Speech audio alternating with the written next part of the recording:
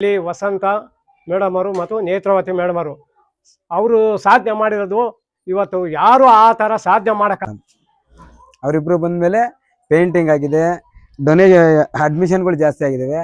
ನಾನು ಇಲ್ಲ ಸರ್, ಈ ಮೇಡಮ್ ಇರೋವರೆಗೂ ನಾವು ಇದೇ ಸ್ಕೂಲಲ್ಲಿ ಓದಿಸ್ತೀವಿ. ಯಾಕೆಂದ್ರೆ ಮಾತಾಡ್ತಾರೆ, ಇಂಗ್ಲಿಷ್ ಓದ್ತಾರೆ ಇಬ್ರು. ನೈಟ್ 9 ಗಂಟೆ ತನಕ ಹೋಮ್ ವರ್ಕ್ ಚೆನ್ನಾಗಿ ಬರೀತಾರೆ. ಬೆಂಗಳೂರಿಂದ ಇಲ್ಲಿ ಬಂದಾಗ ಕೇಳ್ಪಟ್ಟು ಹೋಗ್ತಾ ಇದ್ದೆ, ಹಿಂಗ ಈ ತರ ನೇತ್ರಾವತಿ ಮೇಡಮ್ ಆಗ್ಲಿ ವಸಂತ ಮೇಡಮ್ ಆಗ್ಲಿ ಏನು ಯಾವ ತರ ಏನ್ ಮಾಡ್ತಿದ್ದಾರೆ ಅಂತ. ಅವ್ರು ಮಾಡೋ ನೈಟು ಡೇ ಇವ್ರದ್ದು ಸ್ಕೂಲ್ಗೋಸ್ಕರ ಕೆಲಸ ಮಾಡೋದಾಗ್ಲಿ ಬಂದ್ ಹೋಗೋದ ಸರ್ ಇವಾಗ ಎಷ್ಟು ಇಂಪ್ರೂವ್ಮೆಂಟ್ ಆಗೋನೆ ಅಂತ ಇವಾಗ ಇನ್ನು UKG ಹಾಕೊಂಡವ್ರೆ ಸರ್.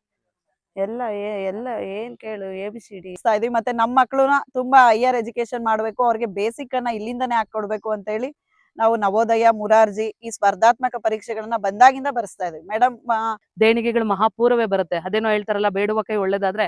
ಶೈಲಜಾ ಅಂತ, ನಮ್ದು ಊರ್ ಬಂದ್ಬಿಟ್ಟು ಇದೆ ಸೊಗನಹಳ್ಳಿ ಗೊಲ್ರಟ್ಟಿ. ನನ್ನ ಮಕ್ಕಳು UKG ಓದ್ತಿದ್ದಾರೆ. ಫಸ್ಟ್ ಬೆಂಗಳೂರಲ್ಲಿ ಇದ್ವಿ ನಾವು, LKG ಓದಿಸ್ತಾ ಇದ್ದೆ. 40,000 50,000 ಕಟ್ಬಿಟ್ಟು ಇಬ್ರು ಮಕ್ಳನ್ನು ಓದಿಸ್ತಾ ಇದ್ದೆ. ಬಟ್ ಇಲ್ಲಿಗೆ ಹಾಕಿದ್ಮೇಲೆ ಅಲ್ಲಿ ಅಷ್ಟು ಏನಿಲ್ಲ, ಅಂದ್ರೆ ಅಲ್ಲಿ ಅಷ್ಟೊಂದಾಗಿ ಏನು ಓದ್ತಾ ಇರಲಿಲ್ಲ. ಇಲ್ಲಿ ಬಂದ್ಮೇಲೆ ಇನ್ನೂ ಚೆನ್ನಾಗಿ ಓದ್ತಿದ್ದಾರೆ. ಸೊ ಖುಷಿ ಆಗುತ್ತೆ. ಯಾಕೆ ಅಂತಂದ್ರೆ ನಾನು ಇಲ್ಲಿ ಬೆಂಗಳೂರಿಂದ ಇಲ್ಲಿ ಬಂದಾಗ ಕೇಳ್ಪಟ್ಟು ಹೋಗ್ತಾ ಇದ್ದೆ, ಹಿಂಗ ಈ ತರ ನೇತ್ರಾವತಿ ಮೇಡಮ್ ಆಗ್ಲಿ ವಸಂತ ಮೇಡಮ್ ಆಗ್ಲಿ ಏನು ಯಾವ ತರ ಏನ್ ಮಾಡ್ತಿದ್ದಾರೆ ಅಂತ. ಅವ್ರು ಮಾಡೋ ನೈಟು ಡೇ ಇವ್ರದ್ದು ಸ್ಕೂಲ್ಗೋಸ್ಕರ ಕೆಲಸ ಮಾಡೋದಾಗ್ಲಿ ಬಂದ್ ಹೋಗೋದಾಗ್ಲಿ ಎಲ್ಲ ನೋಡ್ತಾ ಇದ್ರೆ ನಮ್ಗೆ ಒಂಥರ ಆಗ್ತಾ ಇತ್ತು. ನಾನು ಇದೇ ಸ್ಕೂಲಲ್ಲೇ ಓದಿದ್ದು ಫಸ್ಟು.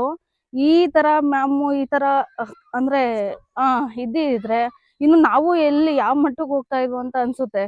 ಸೊ ಹಂಗಾಗಿ ತುಂಬಾ ಖುಷಿ ಆಗುತ್ತೆ ಈ ಮ್ಯಾಮ್ ಬಂದಾಗಿಂದ. ಅವನು ಈ ತರ ಸ್ಕೂಲ್ ಯಾವತ್ತೂ ನಾನು ನೋಡೇ ಇಲ್ಲ, ಎಲ್ಲೂ ನೋಡಿಲ್ಲ ಹೇಳ್ಬೇಕಂತ ಅಂದ್ರೆ.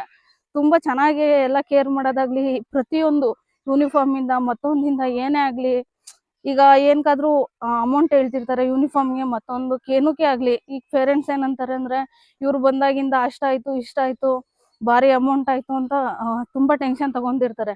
ಏನಂತಂದ್ರೆ ಅಷ್ಟು ಮಾಡೋದ್ರಲ್ಲಿ ಏನು ನಿಜ ಹೇಳ್ಬೇಕಂದ್ರೆ ಏನು ಇದಿಲ್ಲ. ಸೊ ಮಕ್ಕಳು ನೀಟ್ನೆಸ್ ಆಗ್ಲಿ ಮತ್ತೊಂದಾಗ್ಲಿ ಯೂನಿಫಾರ್ಮ್ದಾಗ್ಲಿ ಪ್ರೈವೇಟ್ ಸ್ಕೂಲ್ಗಿಂತ ಈ ಸ್ಕೂಲ್ ಏನು ಹೇಳ್ಬೇಕಂತಂದ್ರೆ ತುಂಬಾ ಗ್ರೇಟ್ ಹೇಳ್ಬೇಕು. ಸೊ ಹಂಗಾಗಿ ಚೆನ್ನಾಗಿದೆ ಎಲ್ಲಾನು. ಇಲ್ಲಿ ಬೆಂಗಳೂರಿಂದ ಇಲ್ಲಿ ಶಾರದಾ ಅಂತ, ನಮ್ದು ಇದೇ ಊರು.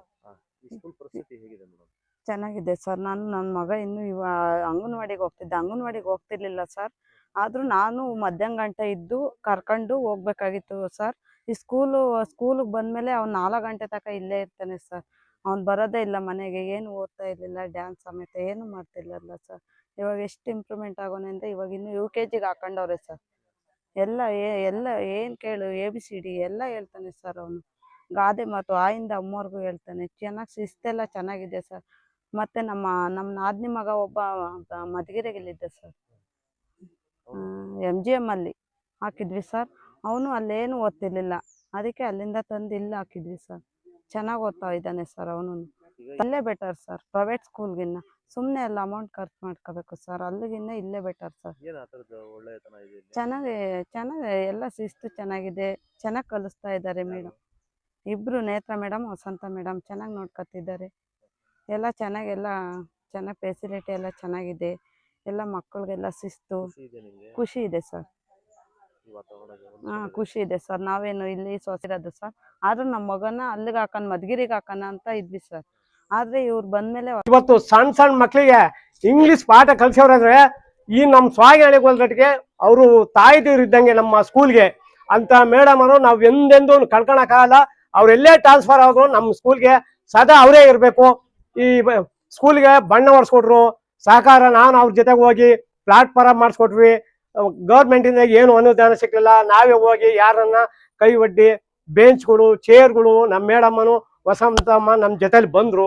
ನಾನು ಕರ್ಕೊಂಡೋಗಿ ಎಲ್ಲೆಲ್ಲಿ ಸಾಧನೆ ಮಾಡ್ಬೇಕಾ ಜಲ್ಲಿ ಹೊಡ್ಸಿದ್ವಿ. ಆಮೇಲೆ ಇಟ್ಕೆ ಫ್ರೀ ಕೊಟ್ರು, ಸಿಮೆಂಟ್ ಫ್ರೀ ಕೊಟ್ರು. ಈ ನಮ್ಮ ವಸಂತ ಮೇಡಮ್ ಅವರು ಮಕ್ಳಿಗೋಸ್ಕರ ಒಳ್ಳೊಳ್ಳೆ ಬಟ್ಟೆಗಳು ಅವರೇ ಯಾವ ಡಿಸೈನ್ ಬೇಕಾ ಅದೇ ತರ ಮಕ್ಕಳಿಗೆ ಚೆನ್ನಾಗಿರ್ಲಿ ಅಂತ ಇವತ್ತು ನಮ್ಮ ಸ್ಕೂಲು ಸುಂದರವಾಗಿ ಮಾಡಿದ್ದಾರೆ. ಅಂತ ನೇತ್ರಾವತಿ ಮೇಡಮ್ ಎಲ್ಲೆಲ್ಲೂ ನಮ್ಮ ಜೀವನದಾಗ ನಾನು ನೋಡಲ್ಲ, ಇಂಥ ಸ್ಕೂಲ್ ನೋಡಕ್ಕಾಗಲ್ಲ. ಇನ್ನು ಮುಂದೆ ಏನೇನ್ ಮಾಡ್ತಾರ ನಾವು ಜೀವಮಾನ ಇರೋವರೆಗೂ ನಾವು ಅವ್ರನ್ನ ನಾವು ಬಿಡಲ್ಲ. ಅವರೇ ನಮ್ಮ ಸ್ಕೂಲ್ಗೆ ಅದು ಯಾರು ಹೇಳಕ್ ಸಾಧ್ಯವಿಲ್ಲ. ಅವ್ರಿಗೆ ಒಂದು ದಿನನೂ ಪ್ರತಿದಿನನೂ ಅವರು ತಪ್ಪಿಸ್ಕೊಳಲ್ಲ. ಮಕ್ಳಿಗೆ ಒಂದಿನ ತಪ್ಪಿಸ್ಕೊಂಡ್ರೆ ಪಾಠ ಹಿಂದಕ್ಕೆ ಹೋಗ್ತಾವ ಅಂತ ಅವ್ರು ಒಂದು ದಿನನೂ ರಜೆ ಹಾಕಲ್ಲ. ಅವರು ಟೈಮ್ ಏನಾಯ್ತಾ ಬೆಳಿಗ್ಗೆ 10 ಗಂಟೆಗೆ ಬರ್ತಾರೆ, ಸಾಯಂಕಾಲ 5 ಗಂಟೆಗೆ ಹೋಗ್ತಾರೆ. ಅಂತ ಮಕ್ಳಿಗೆ ಒಳ್ಳೆ ಇಂಗ್ಲೀಷು, ಒಳ್ಳೆ ಪಾಠ, ಎಜುಕೇಶನ್ ಎಲ್ಲ ಕೊಟ್ಟು ಇವತ್ತು ನಮ್ಮ ಅಗ್ಗಿರಲ್ಲಿ ಯಾವ ಕಾರ್ಮೆಂಟ್ಗೂ ಮಕ್ಳನ್ನ ಬಿಡ್ಕೊಡ್ದು ನಾನು ಇಲ್ಲೇ ಮಾಡ್ಬೇಕು, ಸ್ಕೂಲು ಹೈಸ್ಕೂಲ್ ಮಾಡ್ಬೇಕು, ಮಕ್ಳನ್ನ ಇಲ್ಲೇ ಎಲ್ಲ ಓದ್ಬೇಕಂತ ಅವರು ಶ್ರಮ ಪಟ್ಟು ದಿನ ಟೈಮಿಗೆ ಸೇರೆ ಬಂದು ಪಾಠ ಮಾಡ್ಕೊಂಡು ಹೋಗ್ತಾರೆ. ಎಂದು ಅವ್ರು ರಜಾ ಕೆಲಸ ಅಂತ ಮೇಡಮ್ ಅವರು ನಮ್ಮ ಜೀವನದ ನಾನು ಇಷ್ಟು ವರ್ಷ ಆಗೈತೆ. ಅವರು ವೆಹಿಕಲ್ ಬರ್ತಾರೆ, ಇನ್ನೊಬ್ರು ವೆಹಿಕಲ್ ಬರ್ತಾರೆ. ಅವರು ವೆಹಿಕಲ್ ಕರೆಕ್ಟ್ ಟೈಮಿಗೆ ಸೇರೆ ಕರೆಕ್ಟ್ ಇನ್ನ ಅರ್ಧ ಗಂಟೆ ಮುಂಚಿತವಾಗಿ ಬರ್ತಾರೆ ಸರ್. 9:00ವರೆಗೆ ಬರ್ತಾರೆ. ಆಮೇಲೆ 5:15 ಆದ್ರೂ ಅವ್ರು ಹೋಗಲ್ಲ. ಮಕ್ಳಿಗೆ ಡ್ಯಾನ್ಸು, ಪ್ರತಿಯೊಂದು ಇಂಗ್ಲೀಷು ಎಲ್ಲ ಅವರು ಪಾಠ ಮಾಡಿ ಅವ್ರು ಮಗ್ಗಿರ್ಗೆ ಹೋಗ್ಬೇಕಾದ್ರೆ ಅಂತ ಟೀಚರ್ ನಮ್ಮ ಸ್ವಾಗಿನಹಳ್ಳಿ ಗೊಲ್ರಟ್ಟಿಗೆ ಬಂದ್ರೆ ನಮ್ಮ ಪುಣ್ಯ ಸರ್. ನಾವು ಮಾತ್ರ ಜೀವಮಾನ ಇರೋವರೆಗೂ ಅವ್ರು ಮರೆಯಲ್ಲ. ಅವ್ರು ಎಲ್ಗೂ ಟ್ರಾನ್ಸ್ಫರ್ ಕೊಡ್ಕೊಡ್ದು, ಅದೇ ಟ್ರಾನ್ಸ್ಫರ್ ಕೊಡ್ರು ಇಲ್ಲಿಗೆ ಬರಬೇಕು. ಯಾಕೆ ಅಂದ್ರೆ ಇನ್ಯಾರು ಅಂತ ಮೇಷ್ಟ್ರುಗಳು ನಮ್ಮ ಊರಿಗೆ ಬರಲ್ಲ. ಇಂಟ್ರಲ್ಲ ಸರ್. ಇಂಪ್ರೂವ್ ಆಯ್ತು, ಹುಡುಗರು ಚೆನ್ನಾಗಿ ಇಂಪ್ರೂವ್ ಆದವು, ಇಂಗ್ಲೀಷಲ್ಲಿ ಮಾತಾಡೋದು ಚೆನ್ನಾಗಿ ಕಲ್ತವೆ.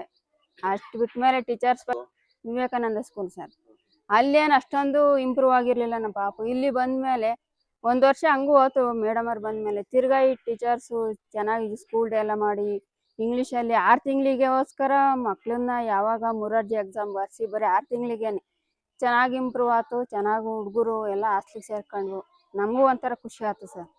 6 ತಿಂಗಳಿಗಾಲೇ ಚೆನ್ನಾಗಿ ಇಂಪ್ರೂವ್ ಆದ್ವಲ್ಲ. ಬರೀ 6 ತಿಂಗಳಿಗೆ ಸರ್ ಮೇಡಮ್ ಬಂದು 6 ತಿಂಗಳಿಗೆ ಚೆನ್ನಾಗಿ ಇಂಪ್ರೂವ್ ಆದ್ವು. ಇಲ್ಲ ಸರ್, ನಿಮ್ಗೆ ಅಂಥವೇನಿಲ್ಲ ಸರ್, ಅಂಥವೇನಿಲ್ಲ. ಒಟ್ನೊಳಗೆ ಅವರು ಕಲಿಕೆ ಸರ್, ಅದು ಮಕ್ಳಿಗೆ ಕಲಿಸ್ಬೇಕು, ಮಕ್ಕಳಿಗೆ ಮುಂದುವರಿಸ್ಬೇಕು. ನಮ್ಮಂತೆ ಅವು ಒಂದು ಗೌರ್ಮೆಂಟ್ ಜಾಬಲ್ಲಿ ಇರಬೇಕು ಅನ್ನೋದು ಅವ್ರಿಗೂ ಒಂದು ಇದು.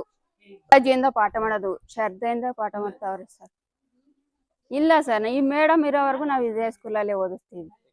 ಯಾಕೆಂದ್ರೆ ಅವರೇ ಇನ್ನೂ ಚೆನ್ನಾಗಿ ಇಂಪ್ರೂವ್ ಆಗ್ತೈತೆ. ನಮ್ಮ ಪಾಪ ಒಂದು ದಿನಕ್ಕೂ ಇಂಗ್ಲೀಷಲ್ಲಿ ಮಾತಾಡ್ತಿರ್ಲಿಲ್ಲ. ಇವಾಗ ಮೊನ್ನೆ ಎಂದು ಸ್ವಾತಂತ್ರ್ಯ ದಿನಾಚರಣೆ ದಿನ ಬರೀ ಇಂಗ್ಲೀಷಲ್ಲಿ ಮಾತಾಡೈತಿ, ಇಂಗ್ಲೀಷಲ್ಲಿ ಭಾಷಣ ಮಾಡೈತಿ ನಮ್ಮ ಪಾಪು. ಉಲ್ಟಾ ಆಗಿದೆ. ಮತ್ತೆ ಪೇಂಟಿಂಗ್ ಆಗಿದೆ, ಟಿವಿ ಇದೆ, ಕಂಪ್ಯೂಟರ್ ಬಂದಿದೆ, ಮತ್ತೆ ಎಲೆಕ್ಟ್ರಾನಿಕ್ ಇದನ್ನ ನಾನು ಸಪೋರ್ಟ್ ಮಾಡಿದೆ. ಎಲೆಕ್ಟ್ರೋ ಇದೆ. ಇಂಗ್ಲೀಷ್ ಅಂದ್ರೆ ಏನು ಅಂತಾನೆ ಗೊತ್ತಿರಲಿಲ್ಲ ನಮ್ಮೂರಿನ ಮಕ್ಕಳಿಗೆ. ಇಂಗ್ಲೀಷ್ ಅಂದ್ರೆ ಏನು ಅಂತಾನೆ ಗೊತ್ತಿರಲಿಲ್ಲ. ಬಂದು 30 days ಅಲ್ಲಿ 2005ರಲ್ಲಿ ಒಬ್ಬ ವಿದ್ಯಾರ್ಥಿ ಇಂಗ್ಲೀಷಲ್ಲಿ ಭಾಷಣ ಮಾಡಿದಾಗ ತುಂಬಾ ಖುಷಿ ಆಗೋಯ್ತು. ಓನ್ಲಿ 30 days, 1 year ಅಲ್ಲ, 30 days ಅಲ್ಲಿ ಇಂಗ್ಲೀಷಲ್ಲಿ ಭಾಷಣ ಮಾಡ್ದ. ತುಂಬಾ ಖುಷಿ ಆಗೋಯ್ತು. ಮತ್ತೆ ಡೆವಲಪ್ಮೆಂಟ್ ತುಂಬಾ ಮಾಡಿದ್ದಾರೆ. ಇದು ಬೆಲೆ ಕಟ್ಟಕ್ ಆಗದಷ್ಟು ಡೆವಲಪ್ಮೆಂಟ್ ಮಾಡಿದ್ದಾರೆ. ಇನ್ನೂ ಆಗ್ಬೇಕು, ಪ್ರೋತ್ಸಾಹ ಮಾಡ್ತಾ ಇದೀವಿ. ಕಾನ್ವೆಂಟ್ ಏನು ಸ್ಪೆಷಾಲಿಟಿ ಇದೆ, ಏನು ಟೀಚಿಂಗ್ಸ್ ಇದೆ, ಅದ್ರ ಎರಡರಷ್ಟು ಇಲ್ಲಿ ಸಿಗ್ತಾ ಇದೆ. ಅಲ್ಲೇನಿದೆ, ಗುಂಪ್ನಲ್ ಗೋವಿಂದ 50 ಜನದಲ್ಲಿ 2 ವಿದ್ಯಾರ್ಥಿ ಹೊಲ್ಟೋದ್ರು ಅಂತಂದ್ರೆ ಆ ಸೈಡಿಗೆ ದಬ್ಬೇಕಷ್ಟೇನೆ. ಬಟ್ ಇಲ್ಲಿ ಅದು ನಡೀತಾ ಇಲ್ಲ. ಅವ್ರಿಬ್ರಿಗೆ ಟೀಚಿಂಗ್ ತಗೊಂಡು ಇಬ್ರಿಗೆ ಇನ್ನ 80% ಜನ ಏನಿದೆ ಆ ಸಮಕ್ಕೆ ತರ್ತಾ ಇದ್ದಾರೆ. ಅದು ತುಂಬಾ ಖುಷಿ ನಮ್ಗೆ. 100% ಸರ್, ನಾವು ಒಳ್ಳೆ ವಿದ್ಯಾರ್ಥಿ, ಬರ್ತಾ ಇರ್ತೀವಿ, ನೋಡ್ತಾ ಇರ್ತೀವಿ ಏನು ಟೀಚಿಂಗ್ಸ್ ನಡೀತಾ ಇದೆ, ಮಕ್ಕಳು ಯಾವ ರೀತಿ ಇದೆ.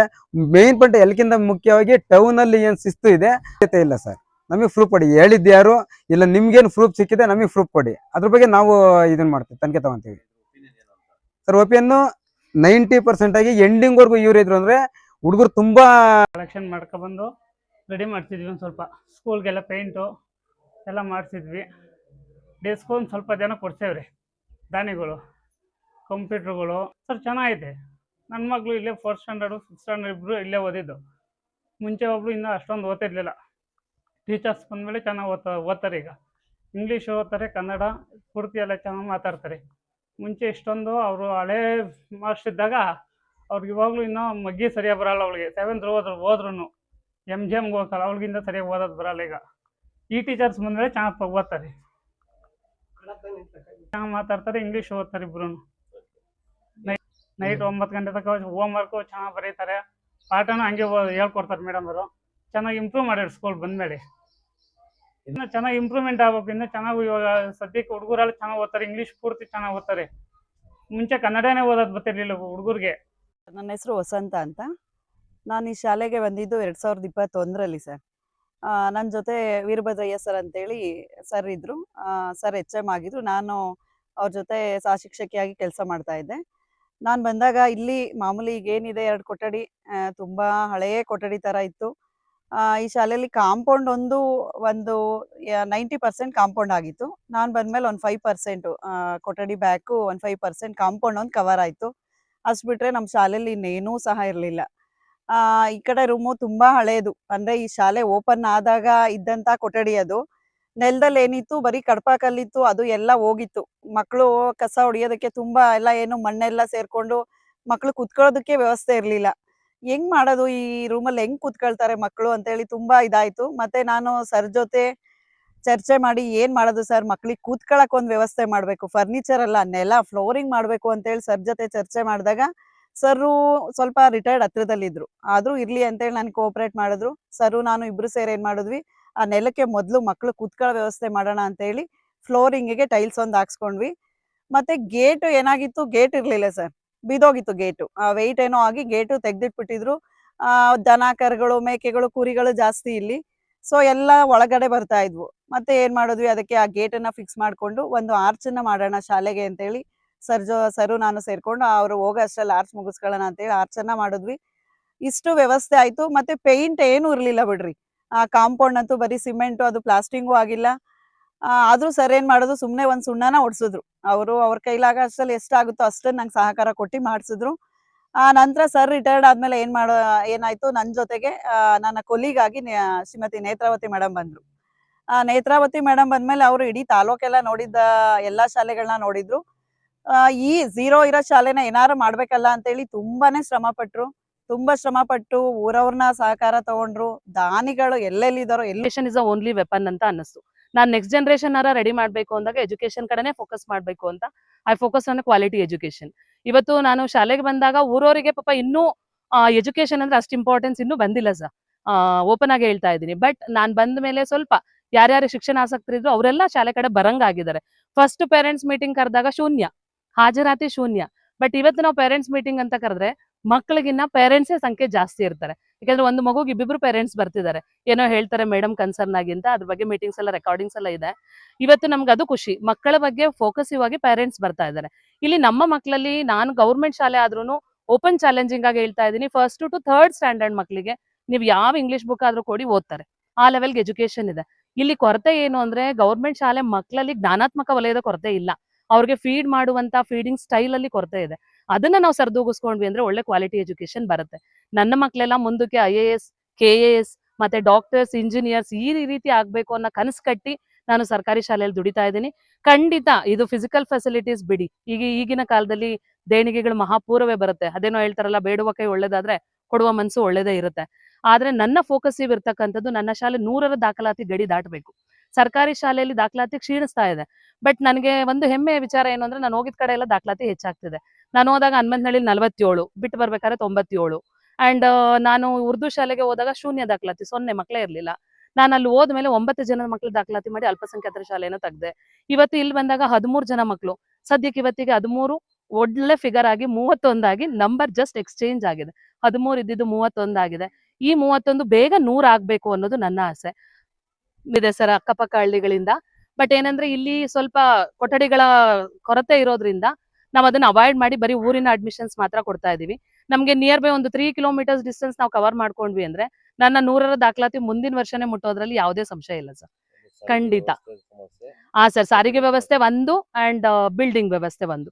ಇಷ್ಟ ಆದ್ರೆ ಈಗ ನೀವೇ ನೋಡಿದ್ರಿ ಕ್ಲಾಸ್ ರೂಮ್ ಅಲ್ಲಿ ಆಲ್ರೆಡಿ ಫರ್ನಿಚರ್ಸ್ ಬಲ್ಕ್, ಮಕ್ಳು ಕೂತ್ಕೊಳ್ಳೋದಕ್ಕೂ ಓದಾಡ್ತಿದ್ದಾರೆ, 30 ಜನ ಇದ್ದೇನೆ. ಇನ್ನೊಂದು ರೂಮ್ ಆಗ್ಬಿಟ್ರೆ ನಾವು ನಿಜವಾಗ್ಲೂ ಸರ್ಕಾರಕ್ಕೆ ಚಿರಋಣಿಗಳು. ಎಲ್ಲಾ ಸರ್ಕಾರಿ ಶಾಲೆಗಳನ್ನು ಸರ್ಕಾರನೇ ಬೆನ್ನೊತ್ತು ಮಾಡ್ಬೇಕು ಅಂತ ಇಲ್ಲ. ನಮ್ಮ ಸೊಗೇನಹಳ್ಳಿ ಗೊಲ್ರಟ್ಟಿ ಗ್ರಾಮಸ್ಥರು ಅದಕ್ಕೆ ಉದಾಹರಣೆ. ಅವ್ರ ಶಾಲೆ, ಅವ್ರ ಸ್ಕೂಲಿನ, ಅವ್ರ ಊರಿನ ಸರ್ಕಾರಿ ಶಾಲೆನ ಅವ್ರ ಶಾಲೆ ಅಂತ ಭಾವಿಸ್ಬಿಟ್ರೆ ಪ್ರತಿ ಊರವರು ಯಾವ ಖಾಸಗಿ ಶಾಲೆಗಳ ಅವಶ್ಯಕತೆ ಇರೋದಿಲ್ಲ. ಆದ್ರೆ ನಾನು ಏನು ಅಂದ್ರೆ ಸ್ವಲ್ಪ ನಮ್ಗೆ ಖಾಸಗಿ ಶಾಲೆಗೆ ರೀಚ್ ಆಗ್ದಲೇ ಇರ್ತಕ್ಕಂತ ಹಳ್ಳಿ ಪ್ರತಿಭೆಗಳು ತುಂಬಾ ಇದಾವೆ. ಹಂಗಂತ ಅವ್ರು ರೀಚ್ ಆಗ್ಲಿಲ್ಲ ಅಂತ ತಕ್ಷಣಕ್ಕೆ ಹಾಗಾದ್ರೆ ನಮ್ಮ ಸರ್ಕಾರಿ ಶಾಲೆಯಲ್ಲಿ ಕ್ವಾಲಿಟಿ ಎಜುಕೇಶನ್ ಸಿಗಲ್ಲ ಅಂತನಾ? I never compare my school with ಖಾಸಗಿ. ನಾನು ನನ್ನ ಕಾನ್ವೆಂಟ್ಗೆ ಅದು ನಮಗೆ